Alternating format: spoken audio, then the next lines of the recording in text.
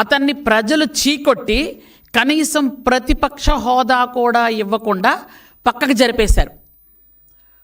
అట్లాంటి ఆయన 11 సీట్లతో 11వ తేదీన ఉదయం 11 గంటలకు బయటకు వచ్చి ధర్నాలు మొదలుపెట్టారు. ఏదో పెద్ద వాళ్ళు చేస్తున్నటువంటి నీతి నిజాయితీ కార్యక్రమాల్లాగా. అసలు చూసిన జనాలు కూడా సిగ్గుపడుతున్నారు. అసలు దేనికి వీళ్ళు బయటకు వచ్చి ధర్నా చేస్తున్నారు అని. నువ్వే 10 సార్లు కరెంటు బిల్లులు పెంచేసి ఈ 6 నెలల్లో మా చంద్రబాబు నాయుడు గారు ఏమైనా పెంచారా? ఈ ప్రభుత్వం ఏమైనా పెంచిందా? పెంచకపోతే కానీ నువ్వు గజనీవి, ట్యాబ్లెట్లు వేయడం మర్చిపోయి ఉంటావు. కానీ కొంచెమైనా ఆలోచించాలి కదా. మీరే కరెంటు బిల్లు పెంచి మీరే ధర్నాలకు దిగుతున్నారు అంటే ఎలా ఉందంటే దొంగ దొంగ నరిచినట్టుంది. ఎంత దారుణం. నువ్వే కరెంటు బిల్లులు పెంచేశావు.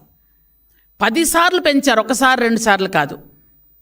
కానీ ఈరోజు మీరు బయటకు వచ్చి కరెంటు బిల్లులు చాలా దారుణంగా పెరిగిపోయాయి, ప్రజలు ఏమైపోతున్నారు, ఇంకా పైగా ఆ పేపర్లో రాస్తారు ప్రజలు వణికిపోతున్నారట.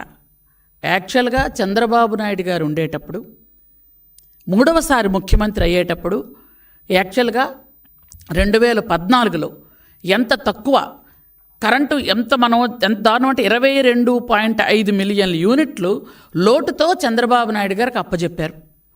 అప్పచెప్పినటువంటి ఆ కరెంటుని ఆ రోజు చంద్రబాబు నాయుడు గారు 2014 నుంచి 2019 వరకు మిగులు విద్యుత్తో ఈ జగన్ రెడ్డి చేతిలో పెట్టడం జరిగింది.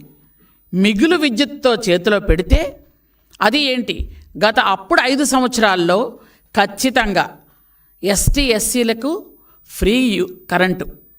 అంటే ఎస్టీలు ఎవరు కూడా కరెంటు బిల్లే చూడలేదు. కానీ జగన్మోహన్ రెడ్డి ప్రభుత్వంలో ఎస్టీలు కరెంటు బిల్లు చూడడం కాదు, ఆ బిల్లు పట్టుకొని వణికిపోయేవాళ్ళు.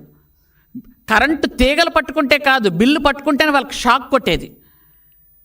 అసలు కరెంటు బిల్లు అంటే ఏంటో తెలియనటువంటి ఎస్టీ గూడాలు, ఎస్టీ పల్లెలు, హిల్టాప్ ఏరియాలు, గిరిశిఖర గ్రామాలు అందరూ కూడా కరెంటు బిల్లు వచ్చింది అంటే కరెంటు బిల్లు ఏమిటి అని ఆశ్చర్యంగా చూసే పరిస్థితి జగన్మోహన్ రెడ్డి తీసుకొచ్చాడు. 2 నెలలకి కరెంటు బిల్లు సామాన్యమైన మధ్యతరగతి కుటుంబాలకు 250-300 బిల్లు వచ్చే వాళ్ళకి ప్రతి నెల 500-600, కొంతమందికి 1000 రూపాయలు కూడా వచ్చేది నెలకే. నిజంగా ప్రజలందరూ వణికిపోయారు. ఆ వణికిన తాలూకా ఈరోజు నిజస్వరూపమే. ఈరోజు మీరు 11 సీట్లతో పక్కన వచ్చారు. కనీసం ఒక్క వర్గం కానీ, ఒక్క వర్ణం కానీ, ఒక్క విలేజ్ కానీ పూర్తి స్థాయిలో మీకు అసలు మద్దతు ఇవ్వలేదు. ఎవరు ఆ 11 సీట్లు ఎలాగొచ్చాయంటే భగవంతుడికే తెలియాలి.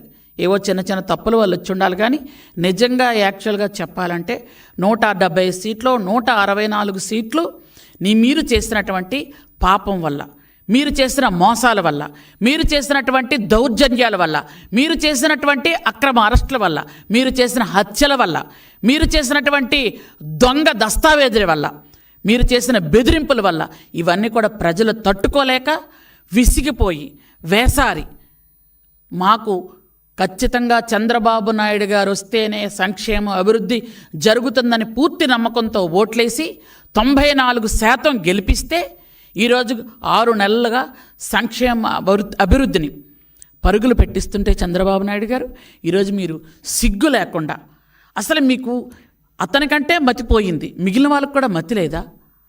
మీరే రేట్లు పెంచేసి మీరే మళ్ళీ ఎలా ధర్నా చేస్తారు?